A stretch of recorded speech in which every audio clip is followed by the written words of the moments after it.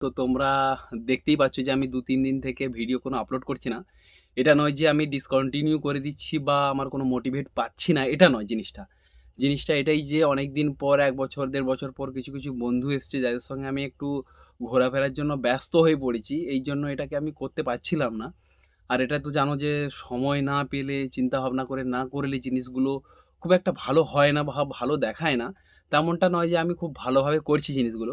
তো এগুলো ছেড়ে দাও। ছেড়ে দিয়ে আমি যেটা মুদ্রা কথায় আসছি যে ১ তারিখে হলো আমাদের ইন্ডিয়া ভার্সেস ওয়েস্ট ইন্ডিজের খেলাটা।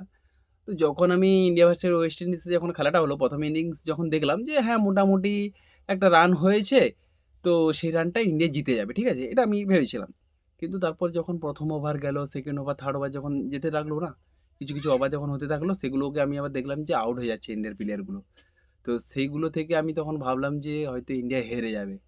তারপর দেখলাম যে না, ইন্ডিয়া জিতে গেল লাস্টে। কারণ যাকেই ১ম থেকে ড্রপ আউট করে বসিয়ে রাখা হয়েছিল, যাকে প্লেইং 11 এ না নেওয়া হয়েছিল, সেই জিতিয়ে দিল কালকের ইন্ডিয়ার ম্যাচটা।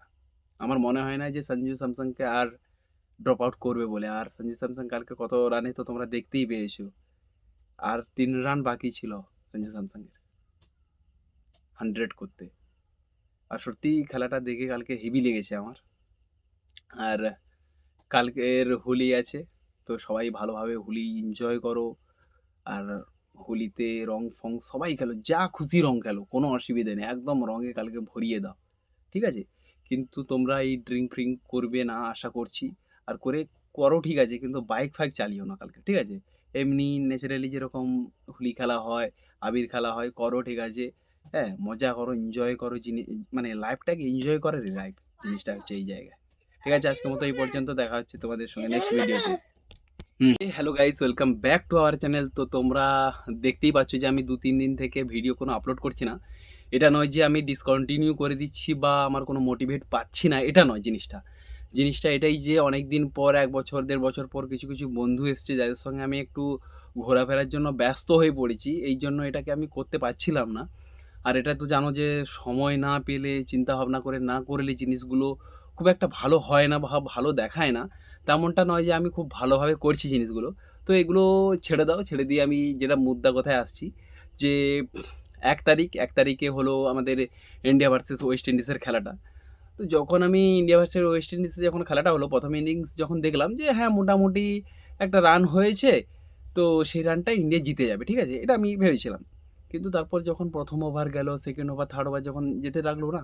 কিছু ওভার যখন হতে থাকলো সেগুলোকে আমি আবার দেখলাম যে আউট হয়ে যাচ্ছে ইন্ডিয়ার প্লেয়ারগুলো।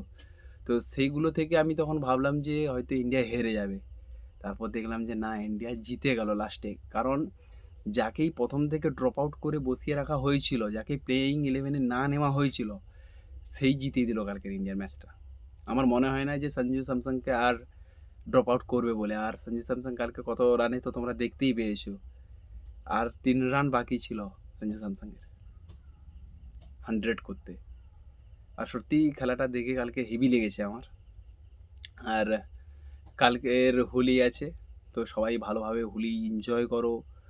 আর হোলিতে রং-ফং সবাই খেলো। যা খুশি রং খেলো। কোনো অসুবিধে নেই। একদম রঙে কালকে ভরিয়ে দাও। ঠিক আছে?